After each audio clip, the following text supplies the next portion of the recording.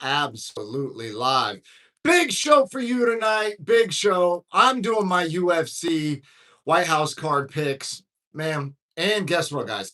I pick sides. Okay, I pick sides. So this isn't going to be like one of those streams where, oh, it's going to be a great fight for everybody. It could go.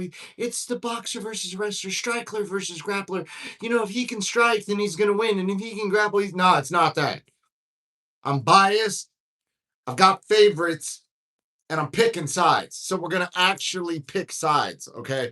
My name is King David MMA. I'm a professional MMA champion, a Brazilian Jiu-Jitsu black belt.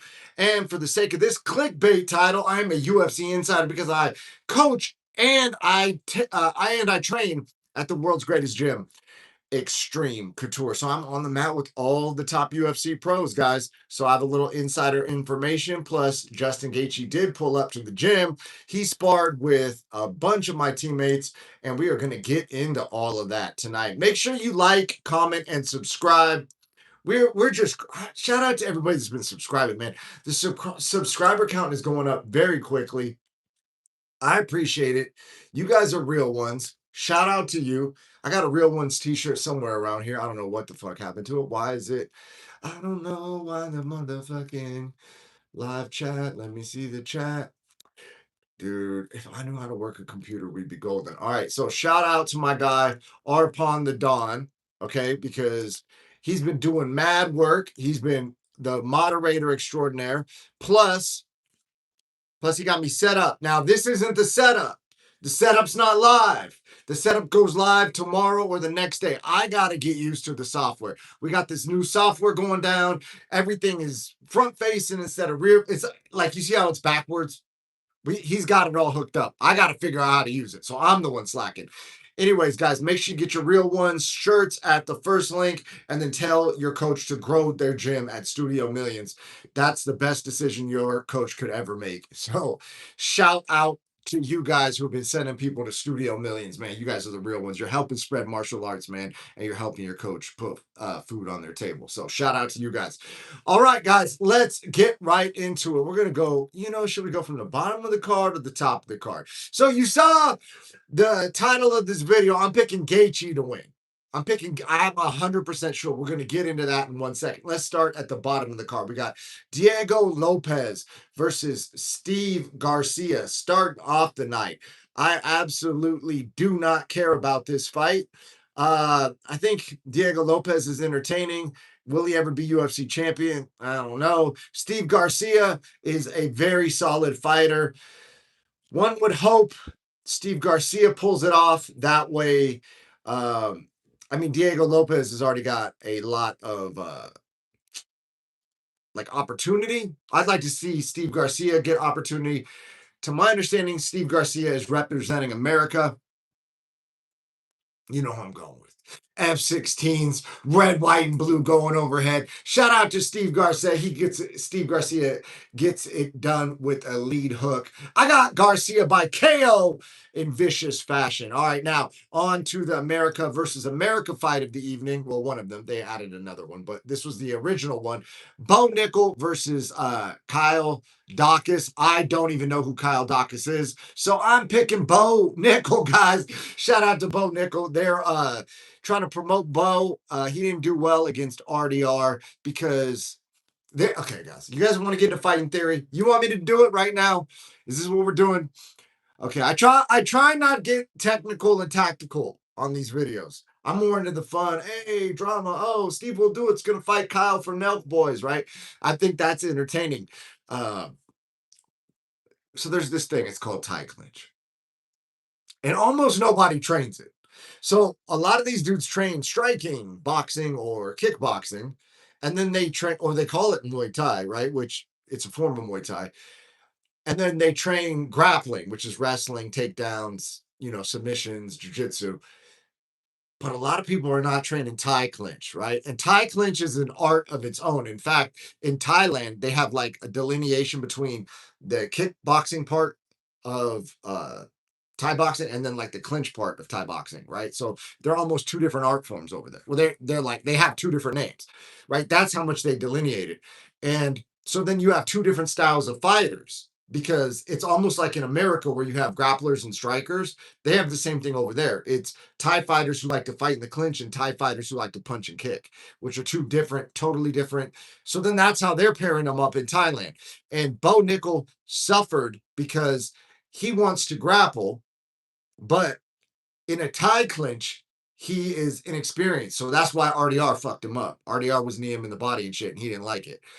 And I believe Bo Nickel will get through Kyle Dawkins fairly easily, just because they're not matching Bo to lose. They're not get, they push him a little too fast, too soon. Here's the problem.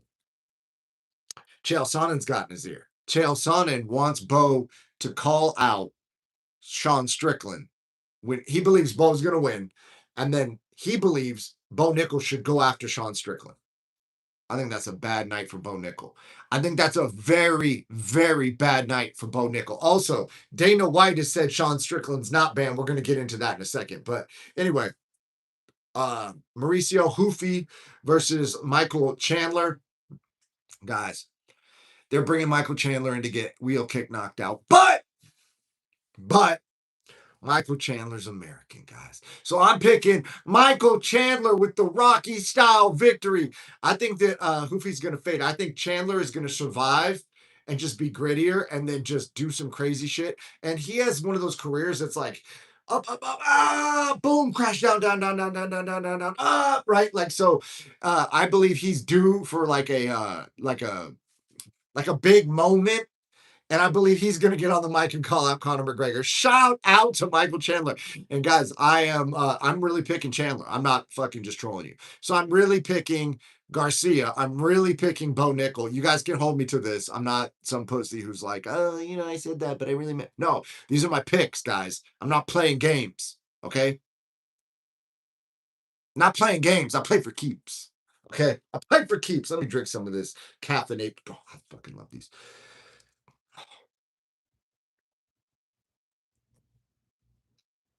If you guys knew how much I love these fucking sodas, holy shit. I have a high caffeine consumption level. I don't know what the fuck's going on with the chat, guys. I don't know what the fuck's going on with the chat. We got super likes and super chats enabled now. So we already got our first super like. Shout out to those of you who are dropping some money in the chat. I can't work this fucking thing, dude. I need a producer. Arpon, man, what's up, bro? we gotta get Arpon on the other computer, and we gotta get like a joint thing going or something, because I don't know how to work this shit. Anyways, Josh Hokett versus Derek Lewis. If you guys saw how fucking ridiculous my screen looks, I don't even see the video. I just see the chat. It's like this big, right? And it's supposed to be like this big on the side. It's like it anyway. Josh Hokett versus Derek Lewis. Guys, you already know, if you're a real one and you subscribe to the channel, I did an entire video saying Josh Hokett will be your next champion. I predicted that Josh Hokett was gonna beat Derek Lewis and call out Pereira. And then he's going to wrestle fuck Pereira and he will be your next champion. And everybody said, dude, he can't beat Tom Aspinall. What are you talking about, King Dave? Why the okay, we got Mohammed in the chat. Justin has zero chance. Be honest, bro. Justin, it's time, bro. It's time. There's movements and momentum. We're gonna get into the movement and the momentum right now. Josh Hokett, he's gonna wrestle fuck Derek Lewis. I believe Josh Hokett by submission. The reason why I believe that is because in an interview, see, guys, it's not just their fighting styles. They give you the game plan, right? So, for instance, one time Conor said, timing beats speed and precision beats power.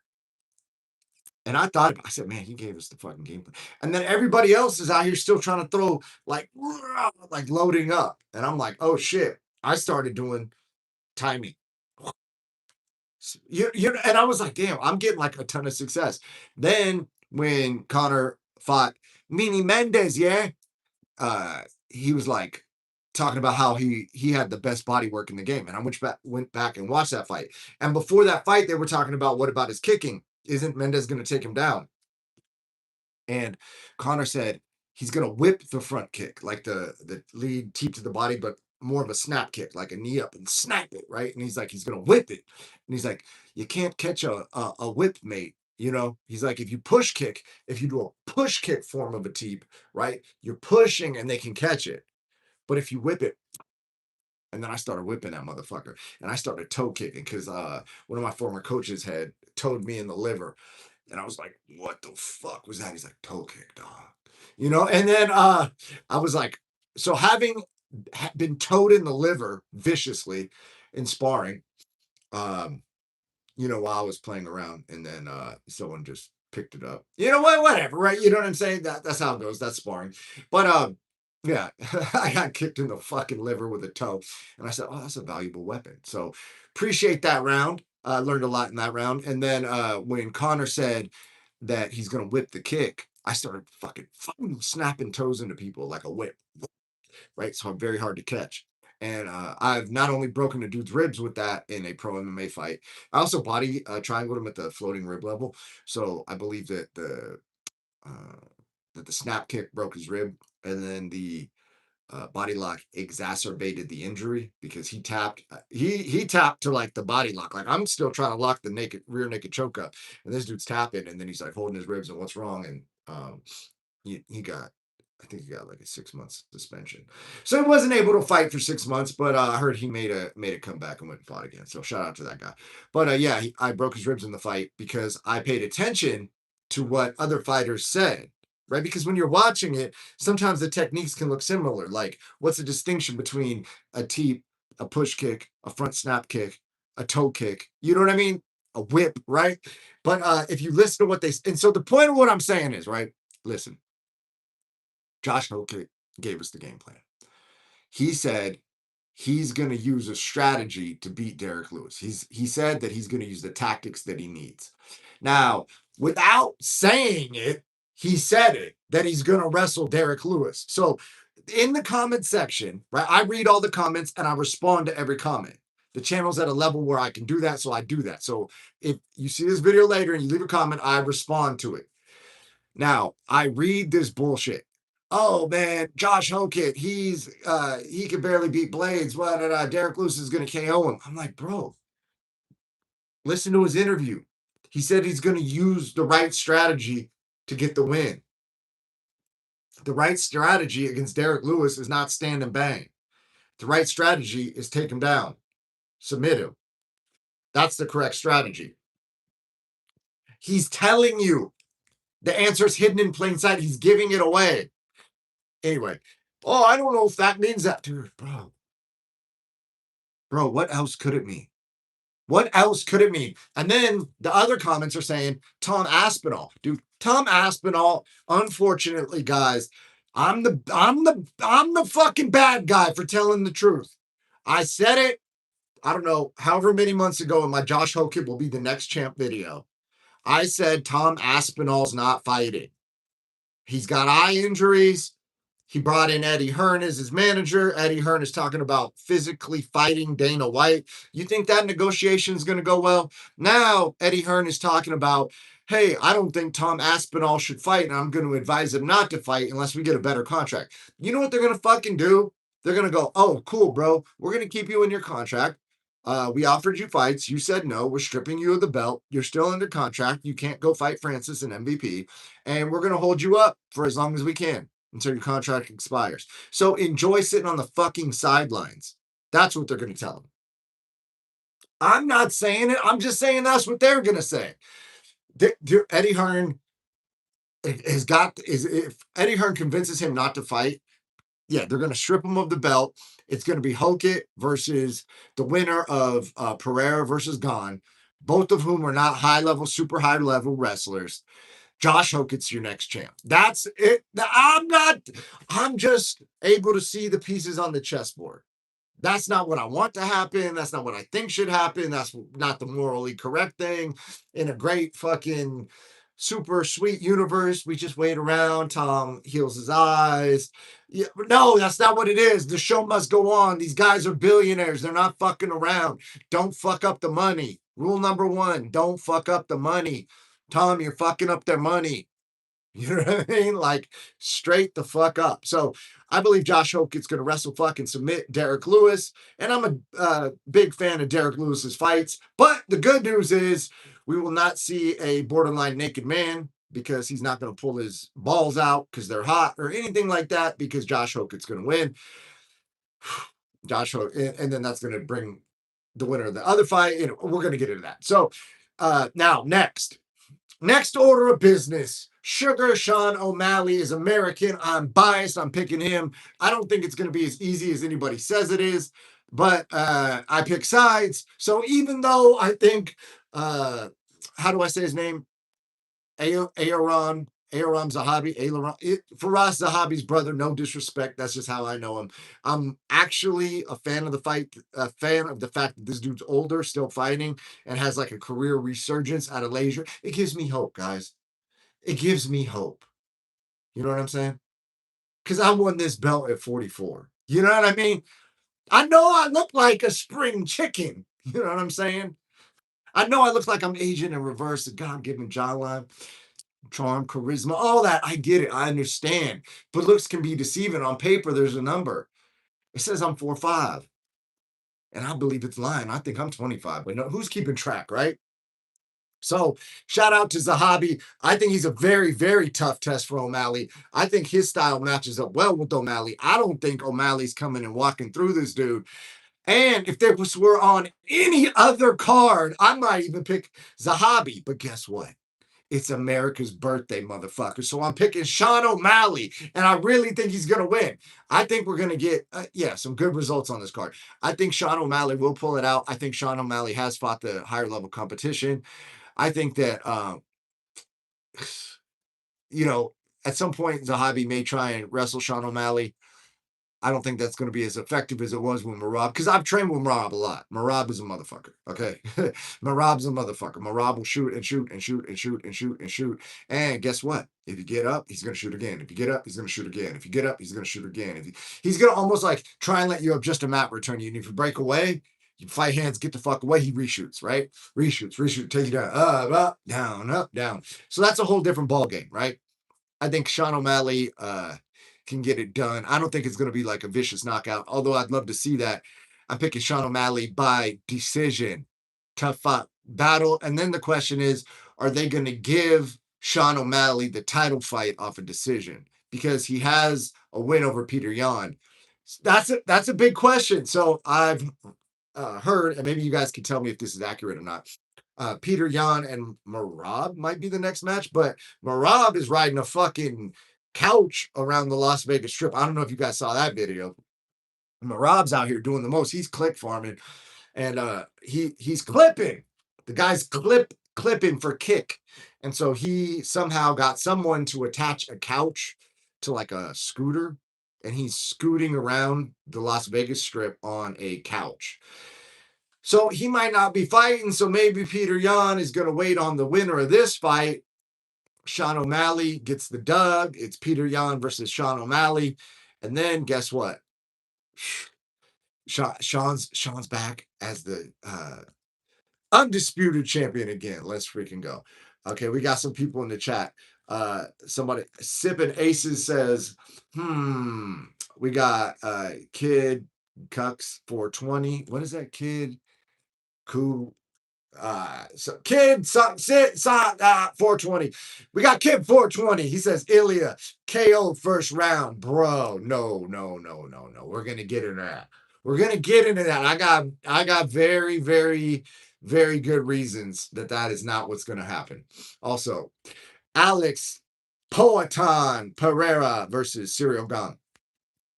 All right. I love when I have inside information and I can pick the other guy. This isn't the case. Everything that I've heard from anyone who's trained with Alex or fought him, Alex is winning. Straight up. He's dealt with athletic strikers before. Gane's not like a real wrestling threat. You know, people are saying, oh, either Alex is going to KO him in the first or it's going to be a 5-round decision for Gane or something. Nah, dude. Alex is going to march this dude down. Alex is going to KO him late. Alex is going to KO him late. He's going to be bouncing around, and Alex is going to kick his legs, kick his body, kick his forearms. Pressure, pressure, pressure. Gon's going to be trying to move, pick his shots. Point fight.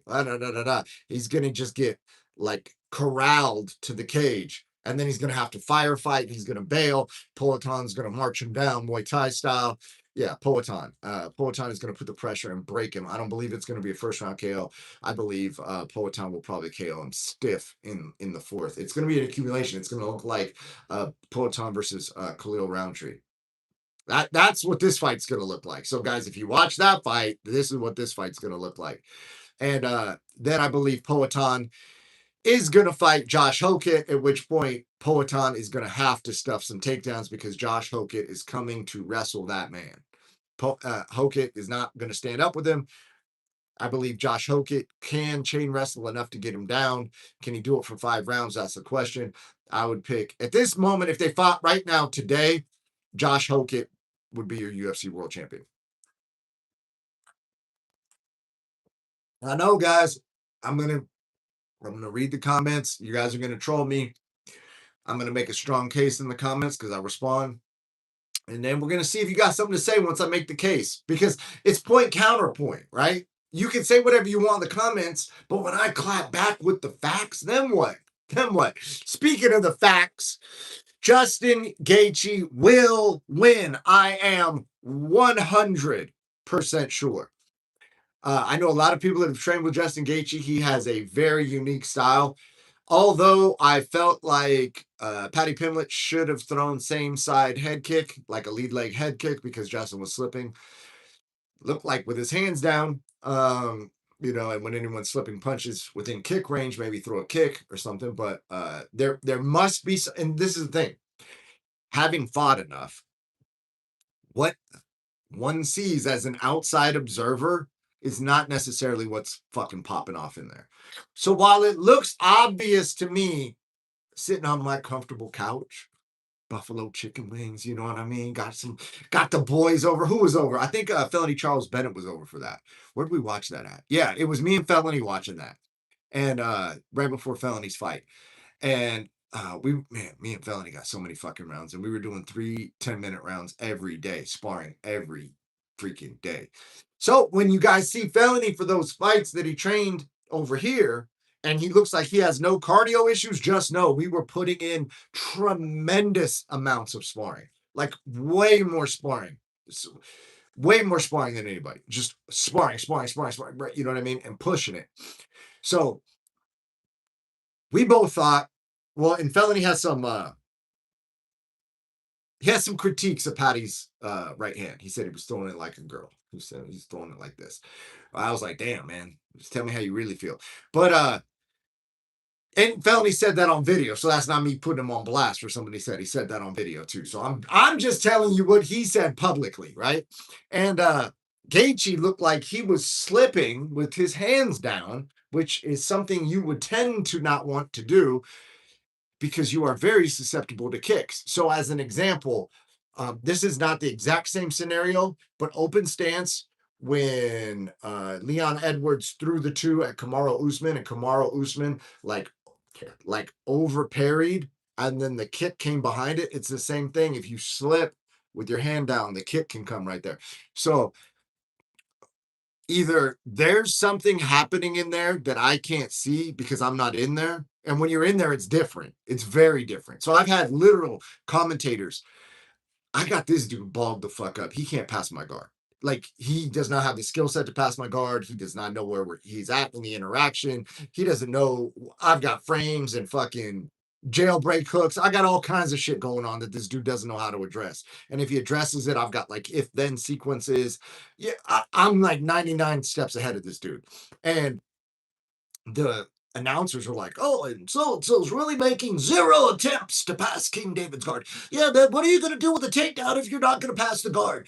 This guy needs to really move. I don't know what he's doing. He's making 0 attempts. I'm like, bro, he's fighting for his life to not get fucking submitted, put into a triangle, fucking elbowed in his facial features, his fucking temples elbowed, his fucking orbital broken. You know what I mean? He's fighting for his life to survive with his head buried in my nuts because he would rather sniff my balls than take facial damage. You know what I mean? Like he's terrified to try and advance.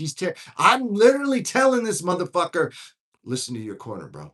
Posture up. They're telling you to posture up, bro. I'm gonna fucking stand up and head kick, knock you out in front of your fucking family, dog. You know what I mean? I'm gonna fucking knock you out in front of your family.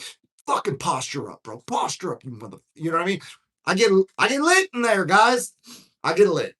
So sometimes, as the outside observer thinks they know what's going on, and they have no idea what's going on. So the same way that I knew what was going on in that exchange, and then the commentators had no fucking clue what they're talking about. They're just trying to do the best with what they're seeing, and from what they're seeing, that's what it looked like to them. Same thing. Hey man, why didn't Patty Pimblett throw the head kick? I don't know. I wasn't in there, right? If I talked to Patty, I'm sure Patty would be like, "Oh well, maybe he was worried about the takedown, or he felt the pressure, or he didn't want to be out balance, or the slip was closer than he thought it was going to be, and he didn't feel like he could knee instead of kick, or you know, there could be a lot of reasons. Maybe he was concussed, maybe he was tired, maybe he had a bad weight cut or a bad weight rehydration, or he had injuries going. You don't know, right? But if Gaethje does that to Ilia Topuria, I'm pretty sure Topuria is going to make the read. The thing is, Topuria doesn't really head kick a lot. Okay, Topuria is a little bit more boxing heavy and low kick heavy.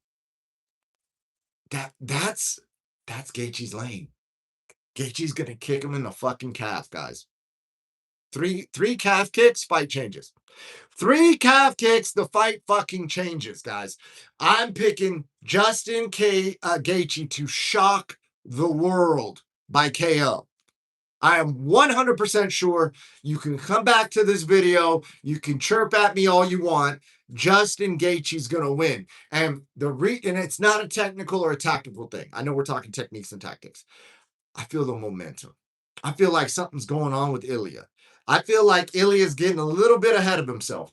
I feel like Ilya is overlooking Justin in a way that is like he thinks he's going to go beat up Islam Makhachev. You know what I mean? His head's already in the next fight, and he thinks he's going to just beat Islam up like it's no problem. Okay, we got somebody already with a counterpoint. Justin is almost 38. He took so much damage throughout his career. Ilya's in his prime, and he has that featherweight striking speed. I agree with the rest of your picks, but Ilya will starch him. Absolutely wrong. Absolutely wrong. This is wrong. Wrong, wrong, wrong. Yeah, I mean, I get what you're saying. On paper, that's what it looks like, but like there's things happening that we don't understand. There's universal forces at play here, guys. There are universal forces at play. I would absolutely guarantee you that Justin Gaethje is going to win. You can call me Destiny Dave because I predict these things. I said Sean Strickland was absolutely going to fucking dominate Hamzat Chimaev, stuff his takedowns, put his balls on his head. People said, like, at the time I said that, people said I was crazy. I'm on the 10-7 podcast. Like, literally going, bro, I'm the same way I'm talking right now. People say it's reckless. Bro, man, you're talking reckless. No, bro, I'm telling the truth. I'm 100%. I'm not. Listen, bro. Justin landed over 30 leg kicks on hallway. So come on, bro. Bro, different fighter. Different fighter, different guy. Different fighter, different guy. Listen, I'm telling you, bro. I got knowledge of these things. So here's what I said. Before Tom Aspinall started having all these contract disputes, I said Tom Aspinall is going to have contract disputes. And I'm not trying to talk shit right now. Like this is just telling the truth.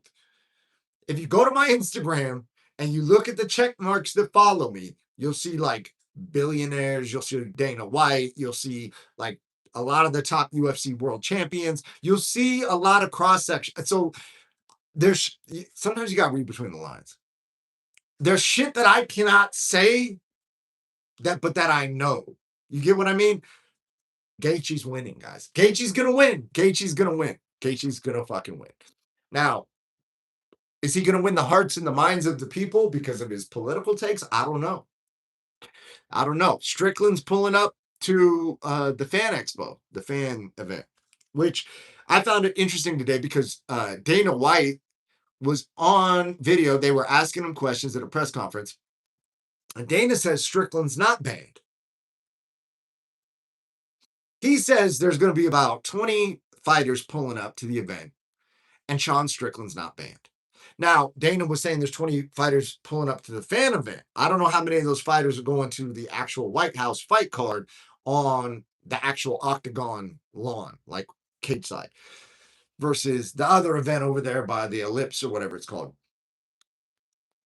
But let me ask you this, guys. The only male American champion is not invited to the event, but he's not banned. Right? Like, so what does that mean? Then what is the definition of banned? The guy wants to go. He's the champ. He's an American. He's an American champ. He's the only American champ that's male. He wants to go. He's not going. And that's not a ban, though. So, like, now we're playing, it's called semantics. It's like word play, right? Playing around with words. Like, well, he's not banned. Dude, come on, bro. And listen, man, I'm the biggest Dana White supporter, man. I think that dude changed the fucking world when he went first during the lockdown and he showed people it was okay to gather in public. And it was hard to deny at that point when the other sports leagues started going because Dana was going. So Dana's changed the world. Dana got us out of lockdown. You know what I mean? Like Dana saved a lot of our sanity and our freedoms, you know. But like, I get what he's saying. Like, hey, they didn't technically ban him. He's right. But the bottom line is Strickland wants to go and Strickland's not allowed to go. So whatever you call that, that's Strickland. So when you see these headlines, Strickland not banned, no one is banned, we didn't ban anyone, like that's just wordplay. So anyway, also Strickland did say that the ban or the not technically a ban or whatever thing came that said he's not allowed to go was not from the UFC, that the UFC is standing on business. They support free speech. Dana and Hunter Campbell don't really give a fuck what Sean says in terms of like, dude, we're not here to police your speech. The uninvite came from above. So whoever that was, maybe it was the owners that above Dana own the group that owns the UFC, or maybe it was above them with the administration itself. Strickland has upset a lot of people. I understand why they wouldn't want him there. And he is a loose cannon. So they're probably like, dude, listen, we don't want you getting into any fist fight in the crowd. We don't want you jumping over any barricade. We don't want you saying anything crazy.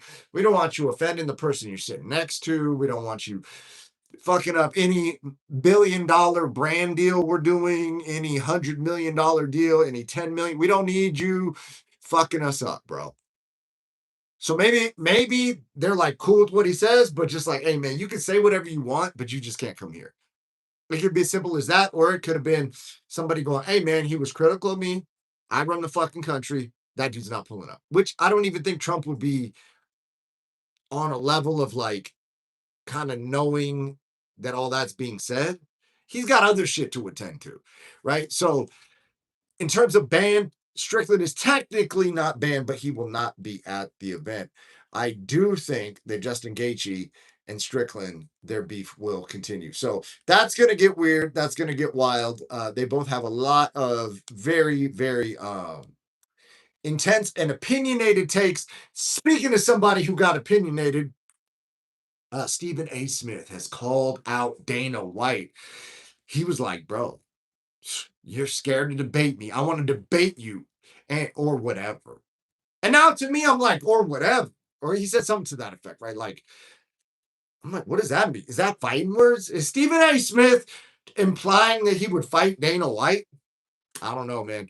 I'm not sure what the fuck they would debate about. I don't know what Stephen A. Smith's on. I heard he is on the other side of the political spectrum from Dana.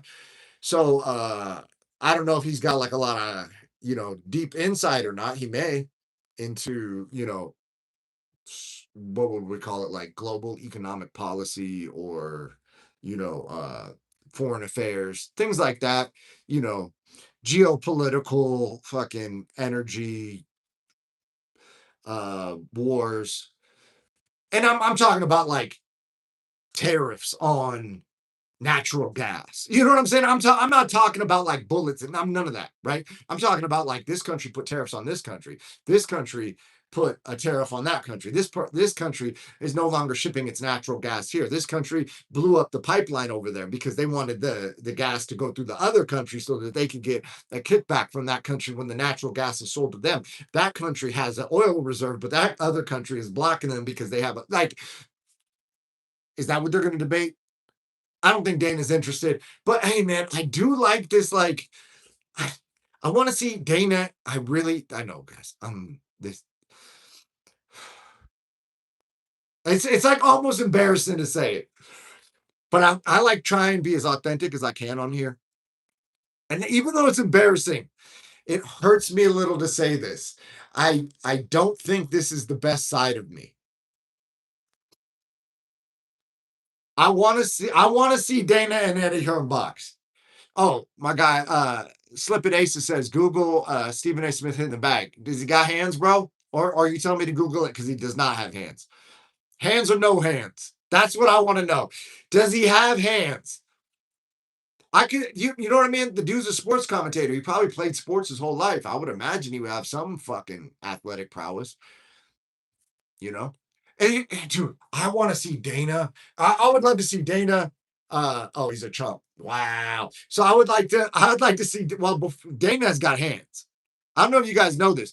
Dana was gonna fucking box Tito Ortiz because Tito was talking shit and Tito was pulling all this bullshit behind the scenes, like right before the walkout, going in the back, going, "I want $1 million or I'm not gonna fight," type shit, like trying to ruin events and hold people hostage. And he's like, "Oh, I'm not a scumbag for that. I'm just a good businessman." And it's like, bro, that's a crazy take. So Dana got fed up with it, and they were gonna box.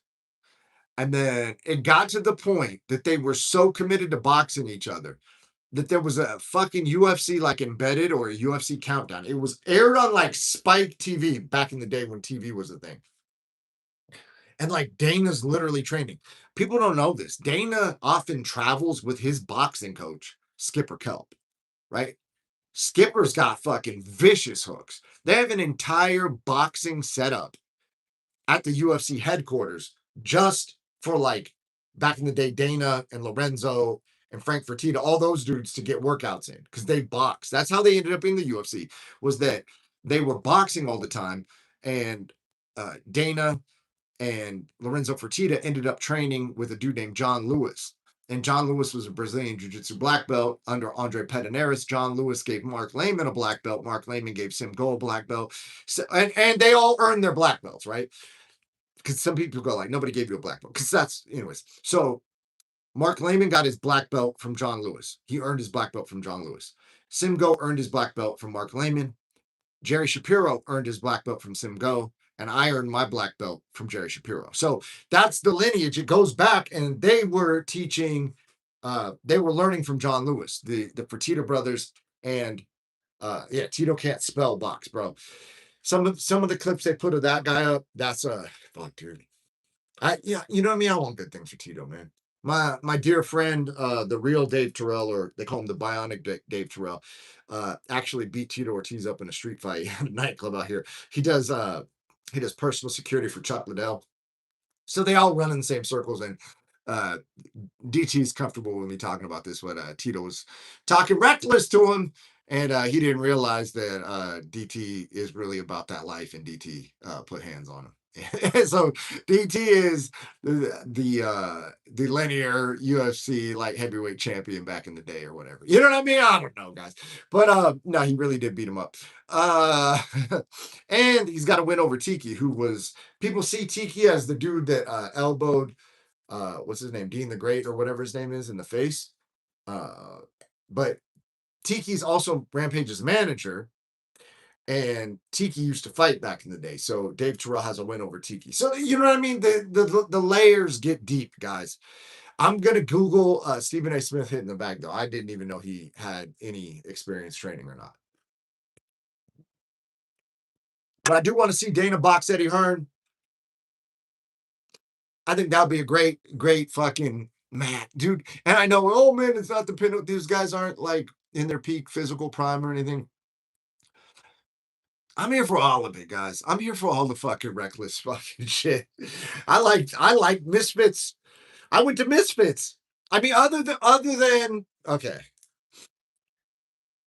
Meet in Palm Beach Pete was spooky. That was weird. That was a weird one. I didn't like that. That was weird. That was a very weird experience. And then I heard some crazy shit about 6ix9ine too that I haven't even verified. I should probably look that up. But like 6ix9ine was super cool. And then I heard some crazy shit about him after. Like, what? But the thing is this, there's a lot of crazy shit that goes on the internet. So half the time, and someone who is on the internet, like, there's a fake news reel going around about me right now on Instagram. You know what I mean? Some dude who I got into it with at an event went and reclipped the parts that made him look good, but he told the exact opposite story of what happened. And now there's people in the comments calling him out. He's blocking the people that were there that called him out. And then he's like pinning or whatever. You know what I'm saying? Like liking, responding to the comments that are supporting him from people who weren't there. So as at one point I was on TMZ because my uncle, RIP, was Hulk Hogan. And I had a reality TV show deal. And for whatever reason, they dude, this was my first experience kind of going viral. Was that the reality show concept got put on TMZ? They said that my uncle Hulk Hogan disowns me. He's not a real Hogan brother, you know. And the coolest part about that is that Hulk Hogan is intellectual property. My uncle is Terry Bollea.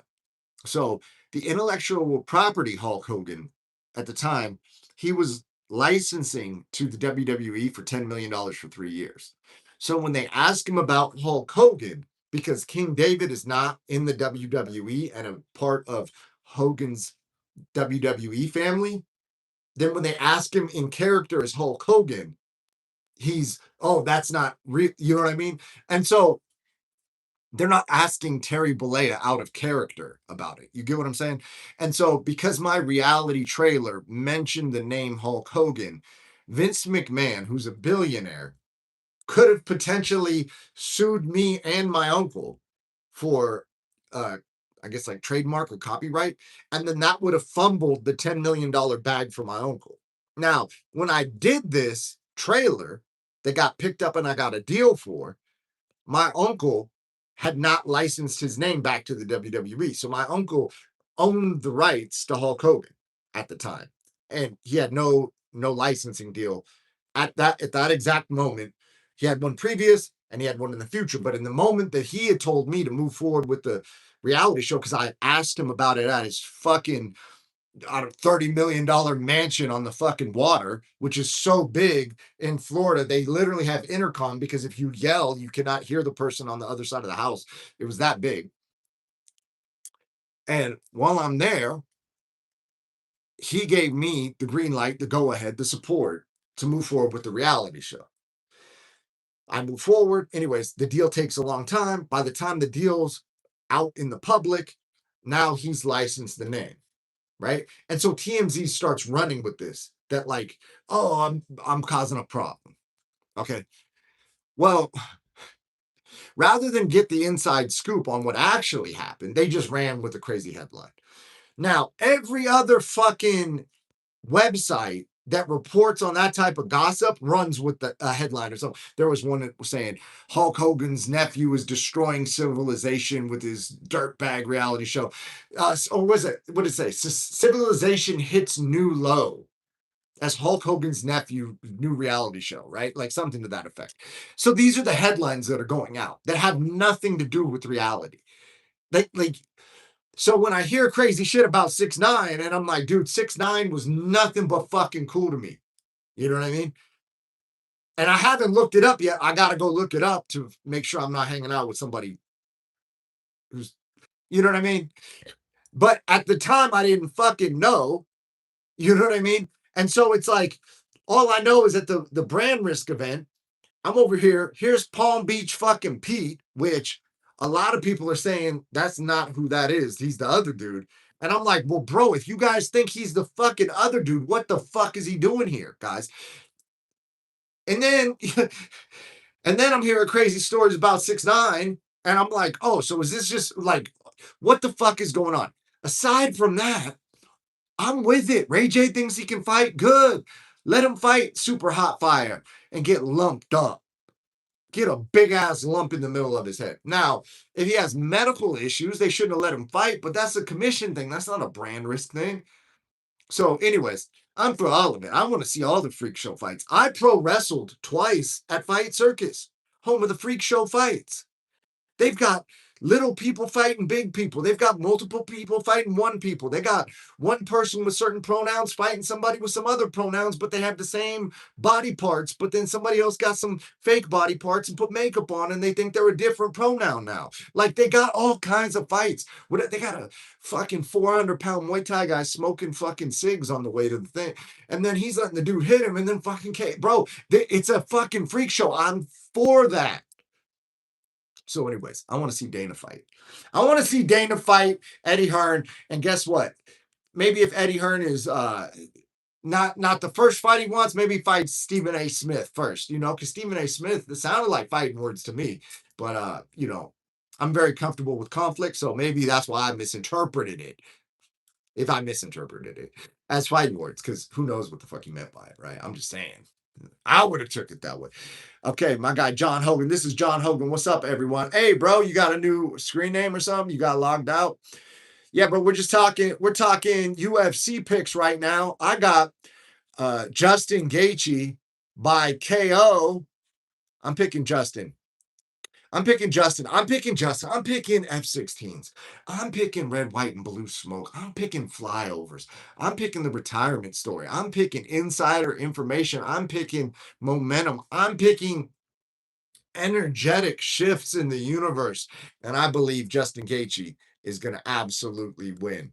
So anyways, those are my picks. Nobody can say that I don't fucking take sides. I'm not Mr. fucking middle of the line. Oh, I'm just gonna You know, like, oh, I don't know.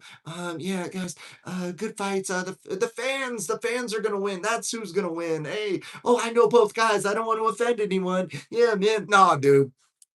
I pick sides. So, anyways, guys, make sure you're subscribed. Make sure you tell a friend to tell a friend to tell a friend. King David's got a YouTube channel. You know what I mean? Tell him DC does too while you're at it. Anyways, I love you guys. Make sure that you like the video and you have notifications on because I go live every night, but no telling when I go live because it's always at random ass times. Anyways, guys, if you didn't get a chance to hop in the chat, leave a comment. Let me know what your picks, or let me know what you think about mine, man. And I'm gonna go watch Stephen A. Smith in the bag, man. That should be entertaining. Later, guys.